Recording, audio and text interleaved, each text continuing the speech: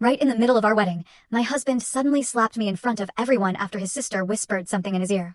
For a moment, the entire hall went silent in shock. But instead of breaking down or walking away, I stared straight into his eyes, lifted my chin high, and what I did next in front of all the guests destroyed him completely. Okay, so picture this, my wedding day.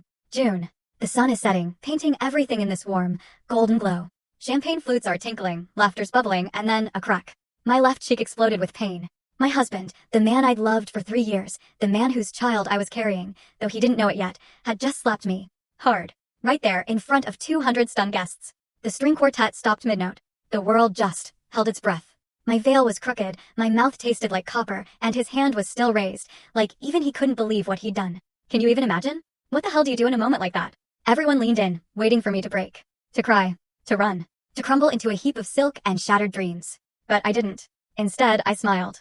And what I said next, in a voice so clear it cut through the silence, well, it destroyed him. Completely. But I'm getting ahead of myself. Let me take you back to the beginning. To how we got to this beautiful, terrible ruin. I met Julian Clark on the absolute worst day of my life. My mom had just died, pancreatic cancer, brutal, swift. I was 26, standing in the funeral home parking lot, just trying to remember how to breathe. The air smelled like exhaust and cut grass. My dress was too tight, everything was too much. I couldn't go back inside, couldn't listen to one more person tell me she was in a better place. Time doesn't heal anything, you know? It just teaches you how to walk around with the wound, how to pretend you're not bleeding out. I was leaning against my car, pressing my palms against the hot metal, when I heard footsteps. A voice. You look like you need this more than I do. I looked up. Julian. Tall, lean, dark hair, eyes like sea glass. He was holding out a silver flask. I don't drink with strangers, I said. He took a sip, then offered it again. Good policy. I'm Julian. Now we're not.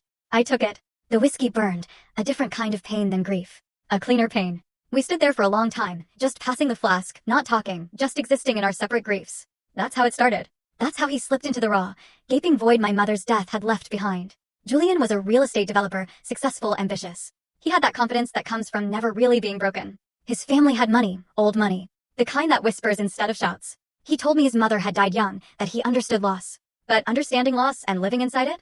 Two very different things. He romanced me, you know, the old-fashioned way. Flowers to my office. I was just a junior accountant, nothing glamorous. Dinners at places I couldn't afford. Weekend trips to Vermont, where we'd make love as the rain pattered on the windows, and he'd trace the full story on the channel.